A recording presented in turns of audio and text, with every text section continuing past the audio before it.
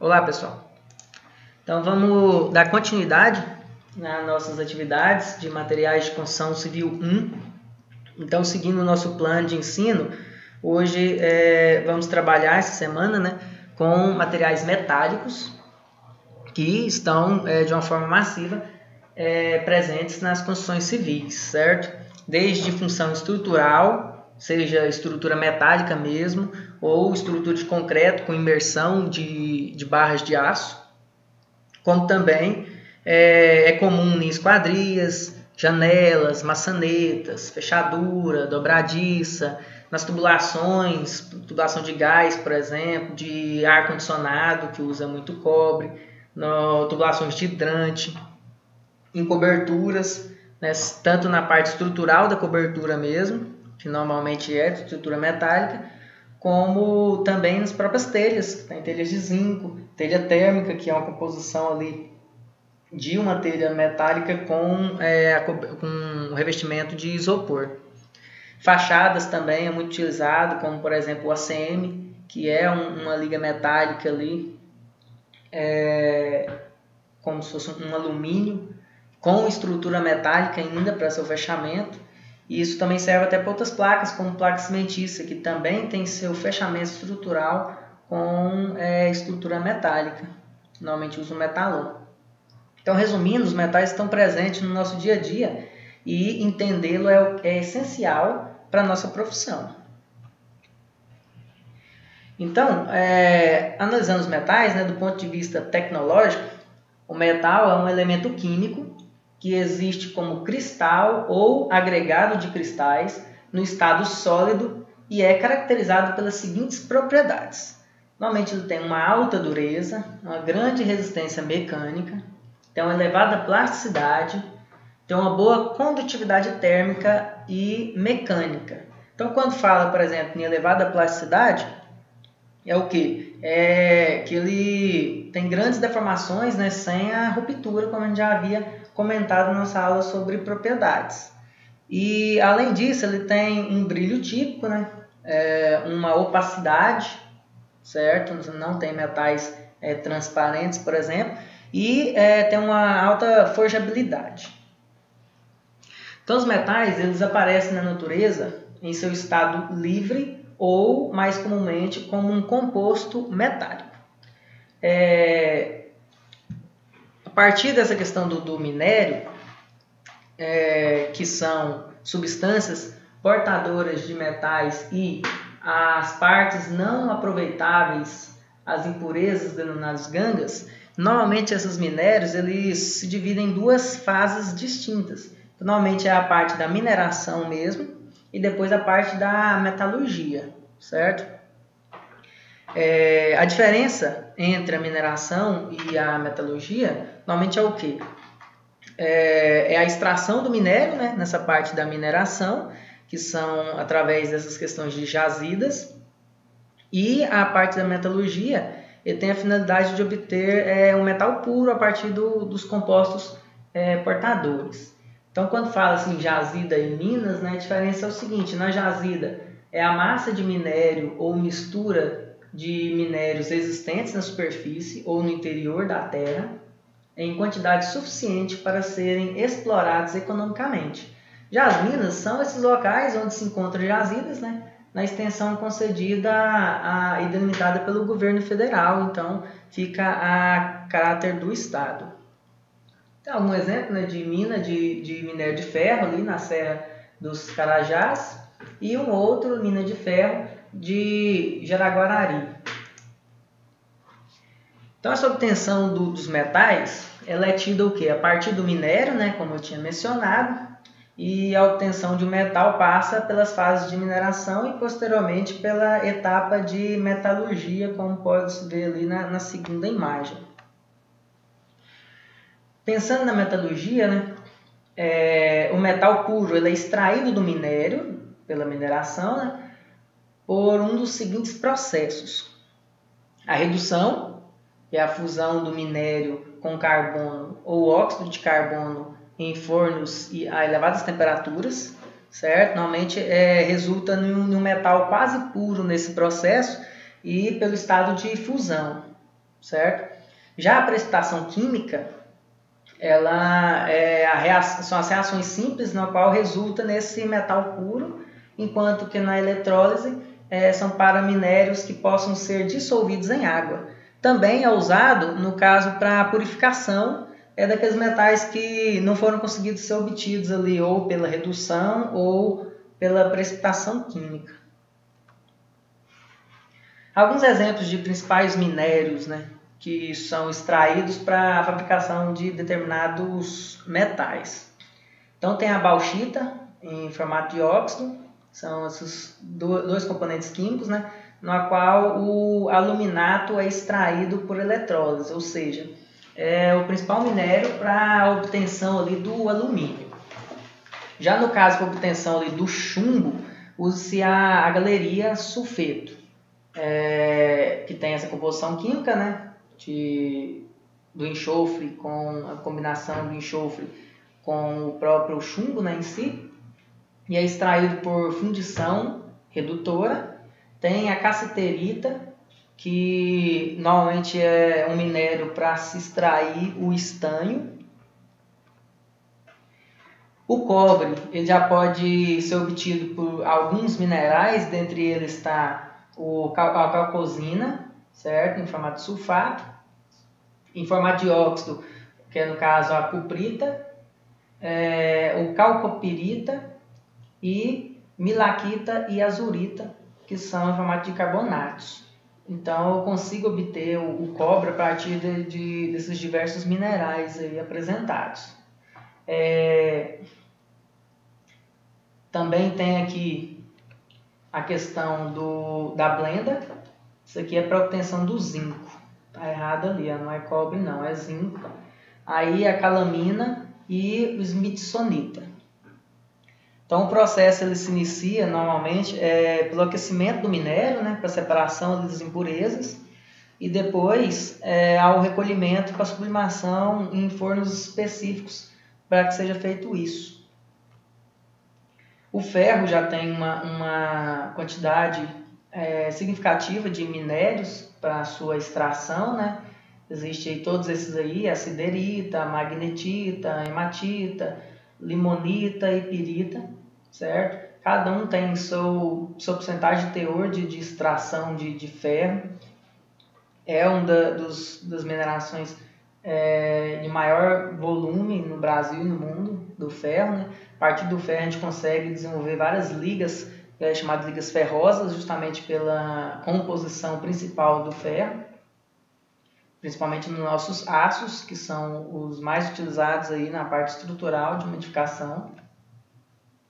Então, como eu tinha mencionado sobre isso, então a classificação é dividida entre metais não ferrosos e metais ferrosos. Dentre os não ferrosos estão o cobre, o chumbo, o bronze, o níquel, o alumínio, o zinco, o titânio. Alguns desses eu comentei agora em relação aos minérios para sua obtenção.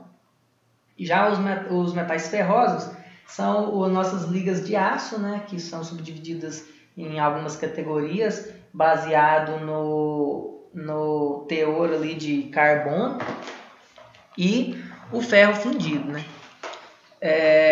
Lembrando que essas ligas, por exemplo, de ferro e carbono, normalmente são compostas pelo quê? Por uma faixa de uns 90% de ferro em si e um percentual ali de no máximo 5, 6% de carbono, para que eu consiga ter esse conjunto de ligas de aço, que a gente pode utilizar tanto em função estrutural como em outras atividades na construção civil. Então, para a construção civil, são importantes as seguintes propriedades. Analisar a questão da aparência, né, em si, que no caso, como eu tinha comentado, são sólidos, são opacos, né, a temperaturas ordinárias e apresentam um brilho característico, que é uma característica particular dos metais em si. A densidade normalmente gira em torno aí de 2,6, 2,56 até 11,5 mais ou menos, gramas por centímetro cúbico, né, ou quilogramas por decímetro cúbico. Com relação à dilatação e condutividade térmica, a maioria dos metais tem uma ótima condutividade térmica, né? Claro que tem oscilações entre os próprios metais em si.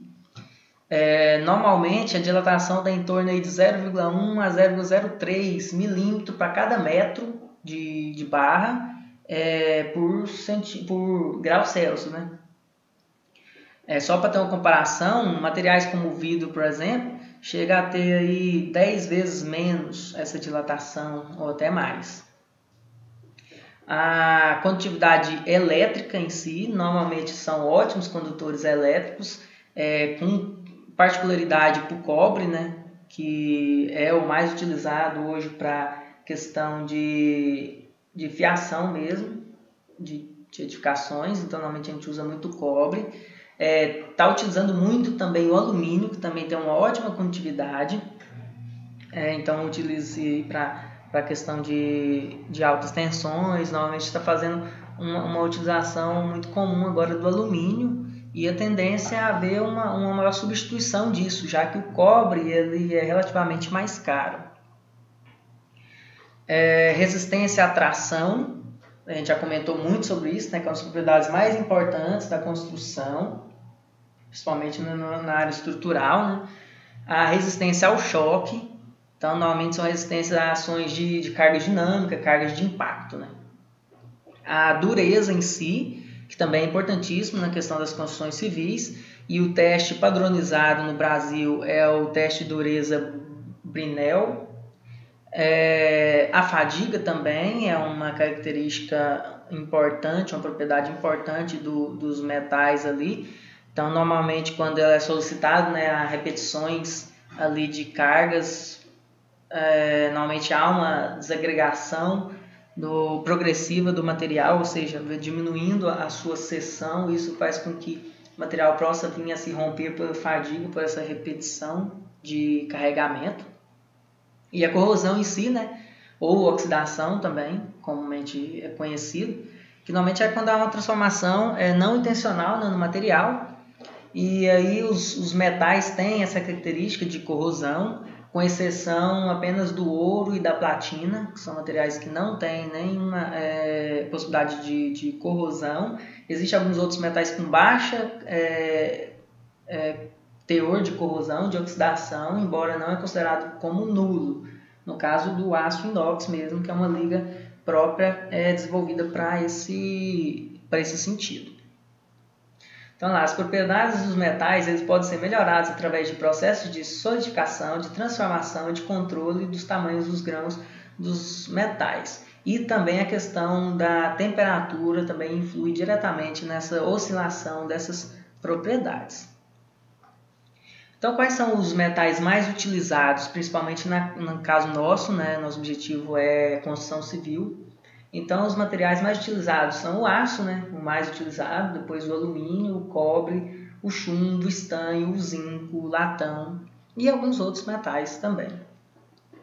Então, parando para pensar um pouco no alumínio em si, né, ele é o segundo mais utilizado, é claro, atrás do aço em si, né.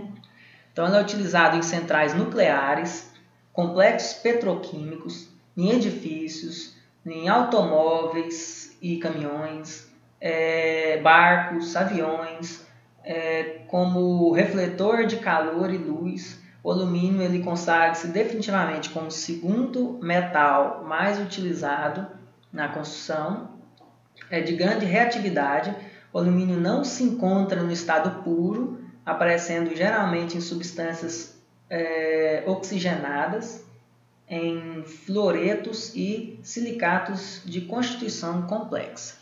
Então a gente usa muito o alumínio, também é usado muito agora no caráter estético também. Então, para que se tenha um acabamento fino de um material e com uma leveza maior, já que a densidade do alumínio é bem inferior aos demais aços, então o alumínio hoje é muito utilizado, principalmente em esquadrias. Então, hoje essas portas mão amiga e diversas outras janelas em si, utiliza-se muito a estrutura de alumínio mais o vidro para deixar a estrutura leve e bonita e com menor problema em relação à corrosão, né, do que materiais de aço mesmo em si, ou, é claro, as ligas ferrosas. Ele é utilizado em construção também em fios e cabos elétricos, como eu tinha comentado, que também, como o cobre tem uma alta condutividade elétrica, é utilizado em coberturas, em revestimentos, nas esquadrias de maneira geral, guarnições, arremates, entre outros.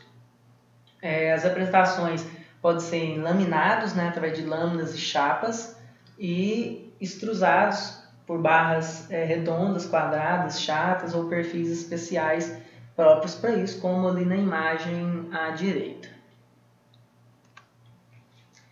Algumas características do alumínio. Tem uma densidade em torno de 2,7 gramas por centímetro cúbico, cerca de 1/3 da do aço, né? Por isso a questão que eu falei da leveza em si, por isso que ela é muito útil em esquadrias, porque normalmente essas janelas e portas hoje de correr, então elas precisam de uma leveza maior para poder correr sem nenhum defeito futuro ali, devido ao seu peso, na maioria dos casos. Também é utilizado em bicicletas, né, para se ter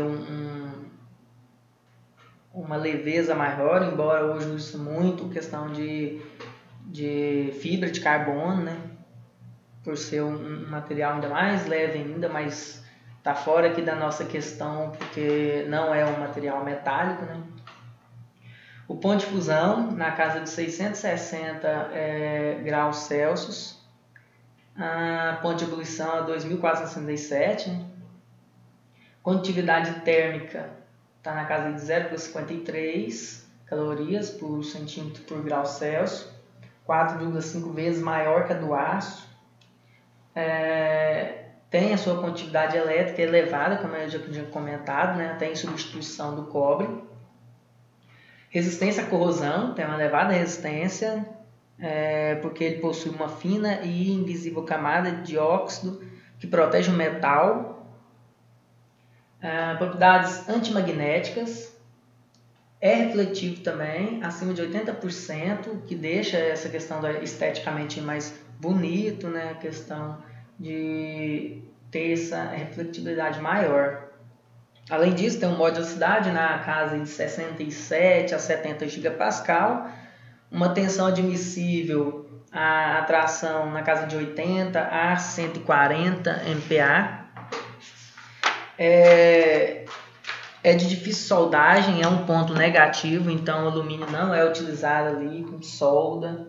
A gente consegue visualizar isso na prática, quando a gente vê as montagens desse material. E normalmente um dado importante é que normalmente, mesmo quando ele é soldado, né, quando você consegue a solda, normalmente ele perde 50% das suas propriedades mecânicas. Então, desses dados que eu comentei, normalmente ele perde 50%, oriundo da questão da utilização da solda no material. Pensando no cobre em si agora, então o cobre normalmente é um metal avermelhado e brilhante, né, como na imagem mostrada anterior. É muito dúctil e maleável. Tem um ponto de fusão ali entre 1050 e 1200 graus Celsius e uma densidade entre 8,6 e quase 9 gramas por centímetro cúbico. Tem ali uma tensão admissível à tração alta, né, de 200 a 600 MPa. O modo de velocidade tem autores que comentam essa oscilação entre 100 e 130, alguns outros cravam esse valor em 110 gigapascal. Então, mas é essa oscilação que é a viável para o cobre.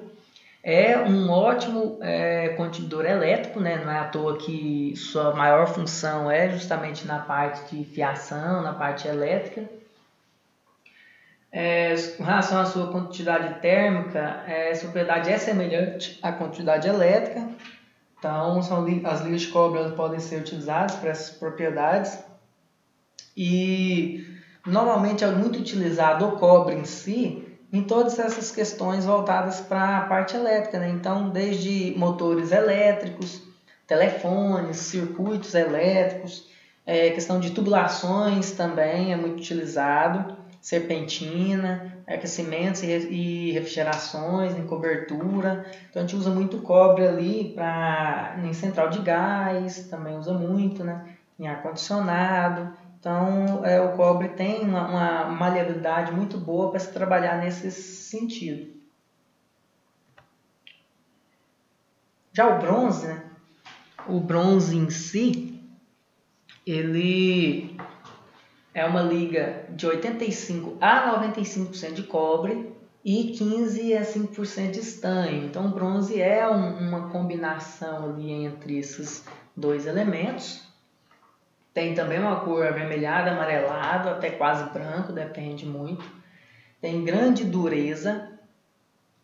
Seu ponto de fusão está entre 900 e 950 graus Celsius, e a densidade na faixa de 8 a 9 gramas por centímetro cúbico.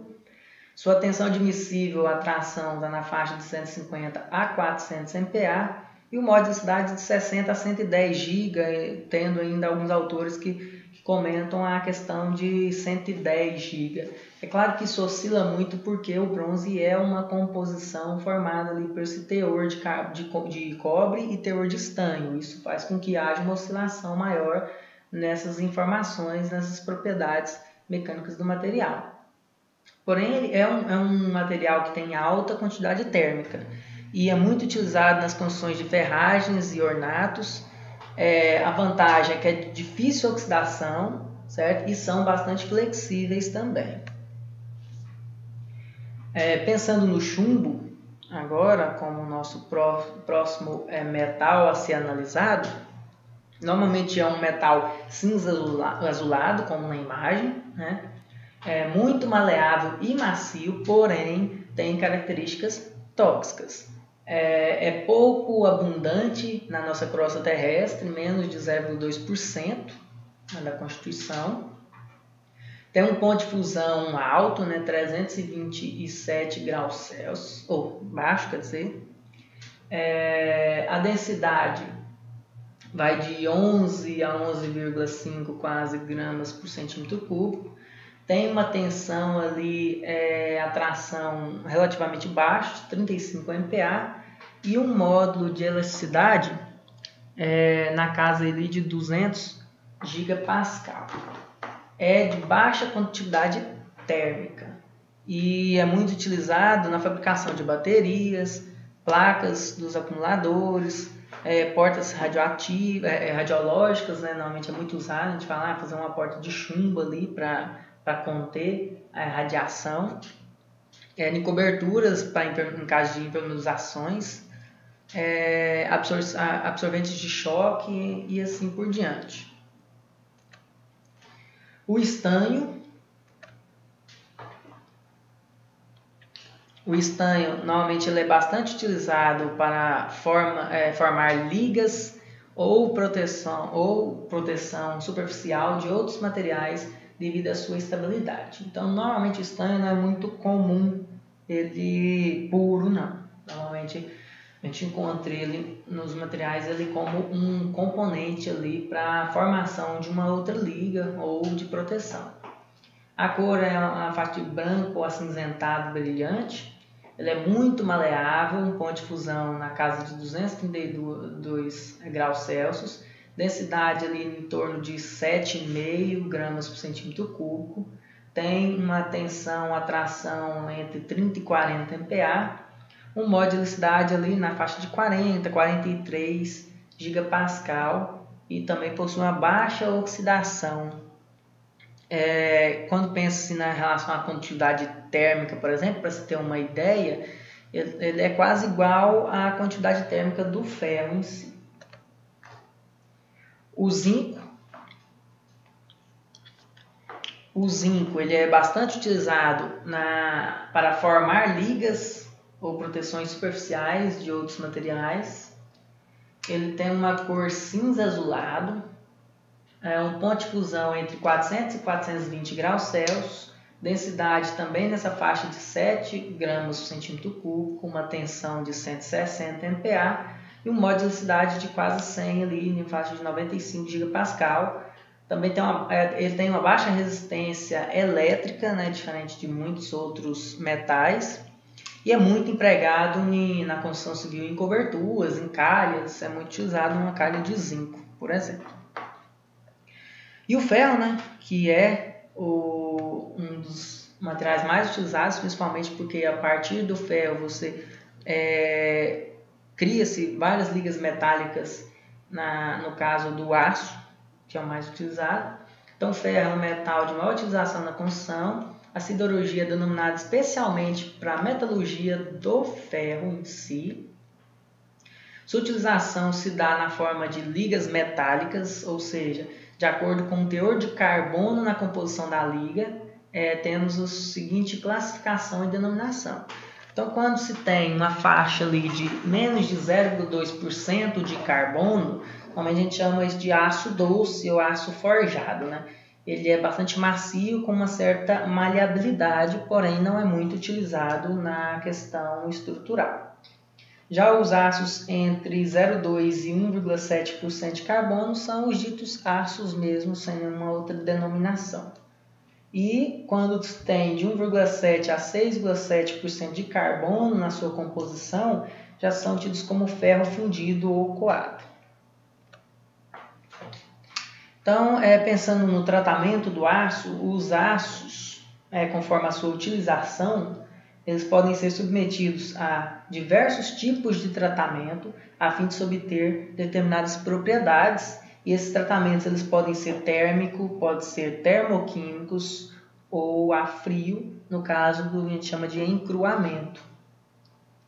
Então, pensando nisso, o aço, é claro que ele é uma liga composta por ferro mais aquele pequeno teor de carbono, e sim, as suas propriedades elas dependem dessa proporção, obviamente, tanto é que tem até as denominações, porém não é só essa proporção que influi diretamente nas propriedades do aço. Então, para resumir, essas propriedades do aço elas também dependem do quê? Da forma como são combinados esses elementos, e o tratamento a quente, por exemplo, ele pode alterar as propriedades, as suas distribuições. Então, esse tratamento térmico ele influi diretamente nessas propriedades. Então, não apenas o teor, mas sim a maneira como é apresentado isso, como é montado essa proporção. No caso, com oscilação de temperatura, influi no tratamento. Com relação à termoquímica também, né, que seria o quê? Quando há um enriquecimento ainda da camada superficial desse aço com algum outro elemento, né? Pode ser o nitrogênio, alumínio, cromo, são alguns dos elementos que são incluídos de maneira a enriquecer ali meu aço. E com o tratamento do encruamento, né? A gente comentou sobre encruamento na aula de propriedades mecânicas. Basicamente é quando há o quê? Uma alteração nessas propriedades mecânicas em decorrência de uma deformação a frio, né? Mediante esforços. Quando é submetido a um esforço, esse esforço faz com que meu material ele sofra uma deformação plástica excessiva e ele passa por um encruamento em si. Então isso altera as suas propriedades mecânicas, certo? Sem a necessidade de oscilação ali dos dois interiores, questão térmica ou inclusão de um outro composto químico. As ligas metálicas elas também podem ser formadas, além do carbono, o ferro, ele pode receber algumas outras substâncias. Então, temos alguns exemplos de quando tem adição de silício, de oxigênio, nitrogênio, enxofre, fósforo, enxofre e fósforo simultaneamente, cromo, níquel, manganês, e cada uma dessas ligações oscilam e alteram suas propriedades, obviamente. Se até o teor do elemento oscila-se nas propriedades, a alteração de elementos também oscilaria de forma direta. Lembrando que, por exemplo, quando se tem uma liga com cromo, você normalmente busca aquelas propriedades relacionadas ao cromo, né? Então normalmente aumenta a dureza, a resistência à ruptura e a questão de resistência à oxidação e assim por diante. Então cada um desses elementos formados por um outro elemento químico, gera-se propriedades iminentes e próprias, é claro, daquela liga ferrosa. Quanto à sua aplicação, né, dos metais de aço, né, de ferro, metais ferrosos siderúrgicos, temos aqui o exemplo da folha de Flandres, normalmente vulgarmente chamado de lata, né?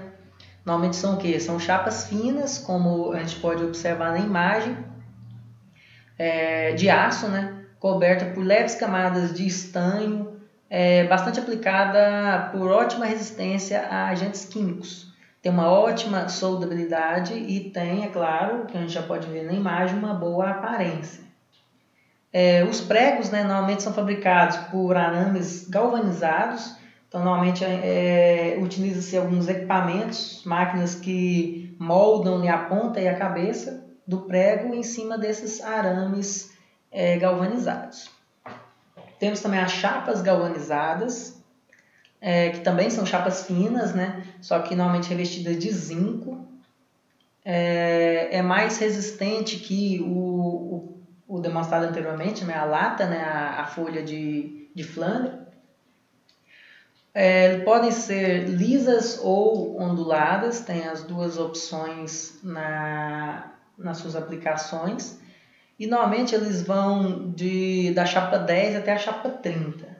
Só para quem não é acostumado com essa questão, normalmente os metais, quando são laminados e finos, normalmente eles são apresentados com numeração. Então a gente vai comprar no mercado e vai fabricar, por exemplo, uma estrutura ali, um C enrijecido com uma chapa 13, chapa 12. Então o que significa isso? É a espessura em milímetros ali da minha chapa. É claro que o número 12 não é relacionado diretamente a, por exemplo, 1,2 milímetros, 12 milímetros, não. Tem uma numeração e para cada numeração tem-se uma espessura. Por exemplo, como eu disse que no caso da chapa galvanizada vai de chapa 10 até chapa 30, a chapa 10, por exemplo, ela tem uma espessura ali na casa de 3,5 milímetros, mais ou menos. Então é bem fino, tanto é que é considerado como uma chapa fina, né? 3 milímetros, 3,5 milímetros. E à medida que o número aumenta, a espessura diminui. Então isso aí é uma coisa que vocês vão aprender mais com o tempo, quando for trabalhar com aço, trabalhar na matéria de estrutura metálica. Mas você tem que entender, por exemplo, quando você chega na obra e aí o pessoal está montando uma estrutura da cobertura, ele fala para você que utilizou a chapa 14 e aí vem o engenheiro e fala, não, eu preciso que você trabalhe com a chapa 13.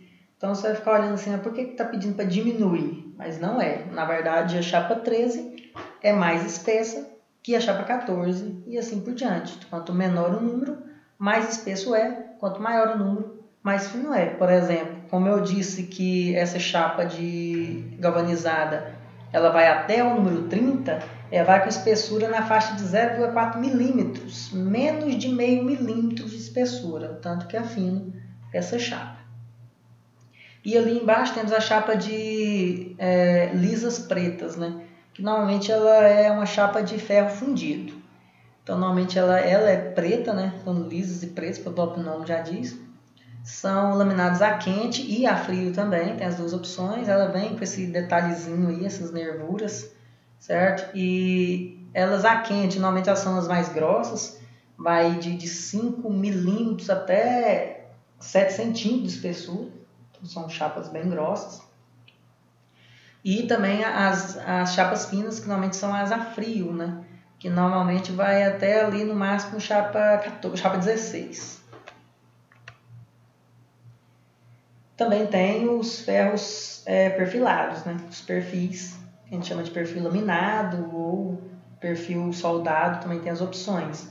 Esses exemplos são de perfis laminados, então são de ferro fundido, laminado, apresentado em forma de barras redondas ou quadradas, retangulares, perfis L, perfil T, perfil I, perfil U, cantoneira. Então são vários tipos de perfil que a gente tem para trabalhar. Normalmente esses perfis laminados ele já vem com dimensões pré-definidas. Então, normalmente você pega um catálogo, por exemplo, da Aço Minas, da Gerdau, certo? Então, nesses catálogos já tem ali, por exemplo, perfil seção I. Aí tem lá os tamanhos do perfil, as características, onde vem modularidade, momento de inércia, raio de giração, várias outras informações que são úteis para fazer o dimensionamento do material. Então, como é padronizado esses perfis, então você não fica dimensionando um perfil próprio para aquela ocasião. Não, você olha no catálogo e, à medida dos seus cálculos, você vai escolher o aço que melhor se enquadra, não para ser muito acima daquele cálculo, também não ser prejudicial na questão estrutural. E os perfis com dimensões menores que 2 polegadas, né, os 50 milímetros, eles são chamados de finos, e o com mais de 2 polegadas são considerados como perfis grossos. Temos também os arames e as telas, né, muito utilizados na construção civil. Os arames eles são finos fios de aço laminado, galvanizado ou não. São vendidos em formato de rolo, né, e com bitolas de 0,2 até 10 milímetros de espessura. O arame utilizado na armação de armaduras de concreto armado normalmente é chamado de arame recosido, certo? Ou arame queimado. As bitolas costumam ser de chapa 18, né, com 18 ou 16, que nessa casa é de 1,2 a 1,7 milímetros de diâmetro ali desses arames. Normalmente o mais utilizado é o de 16. O 18 apenas para estruturas que não são consideradas como estruturas pesadas. As telas são malhas fortes de arame, denominados pelas bitolas do arame e a abertura da malha em si, né? Por exemplo, uma tela usualmente para alambrado sem fio 12 e malha de 2 polegadas, ou seja, um espaçamento ali de 50 milímetros. E também a gente tem os aços para concreto armado, né? Para poder gerar ali nossas armaduras, para poder fazer a concretagem de aços na minha estrutura de concreto. Então, os aços que podem ser fabricados para uso em concreto armado são chamados de CA. Então, quando você vai comprar um aço, eu quero um CA50, um CA60 e assim por diante. O CA vem de concreto armado, né? E são indicados o CA e seguido dessa numeração. CA25, CA32, CA40, CA50 e o CA60.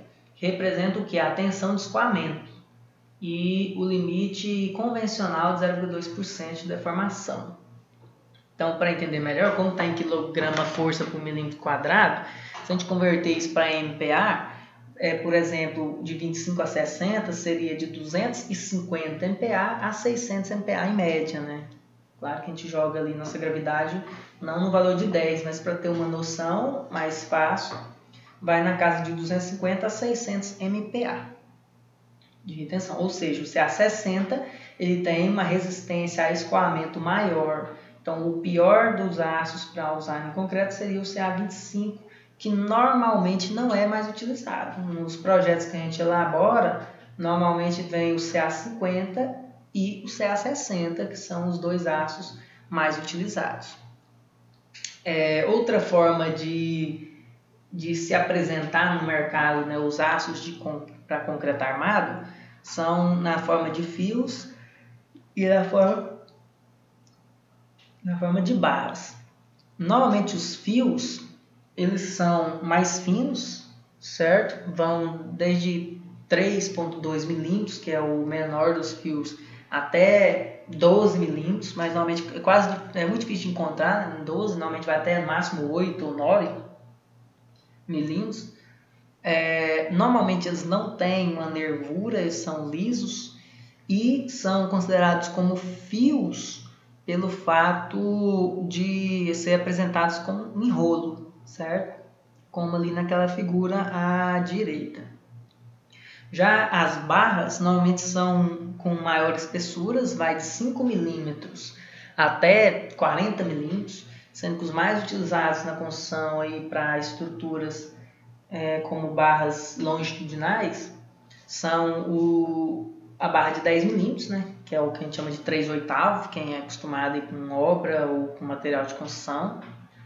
É o mais utilizado nas edificações, tanto é que a norma de concreto exige que o mínimo diâmetro para barra longitudinal para pilares é o de 10 milímetros, então não aceita mais usar o de 8 milímetros, que a gente utilizava muito há alguns anos atrás, então agora não pode utilizar mais.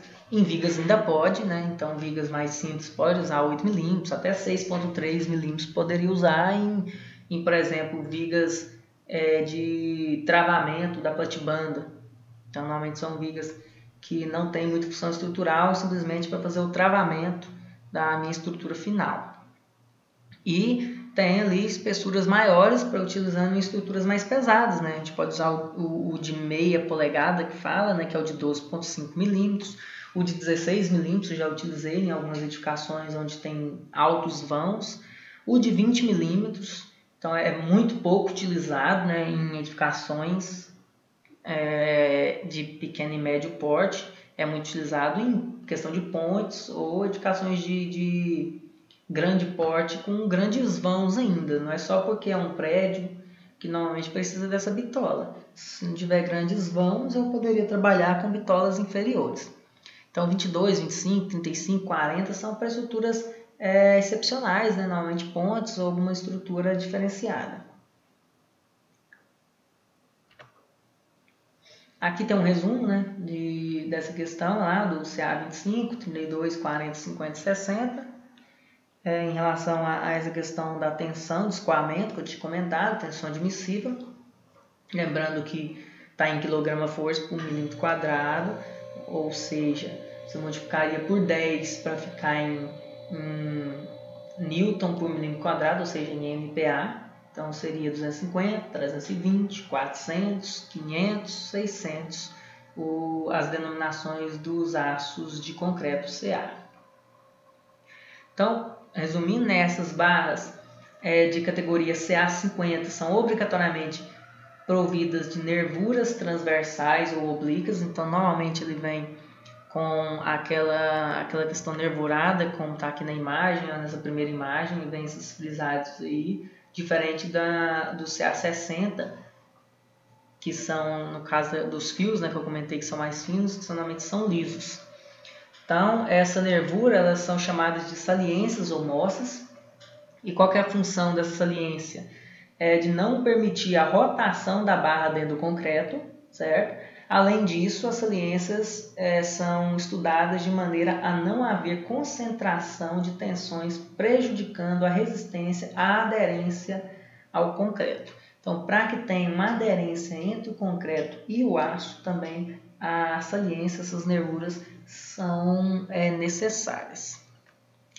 Então, para finalizar, né, era isso que eu ia passar para vocês. Vou passar uma lista de exercícios voltados para essa questão da liga de aço para os metais de forma geral. Então, revejam esse vídeo. Vou passar esse slide também lá no Liceu. Ainda está funcionando normalmente o Liceu, então vou passar o slide lá para disponibilizado para vocês. Também vou ver se eu consigo pôr o próprio slide em si aqui também dentro da plataforma EAD, né, da FASEG. E bons estudos para vocês.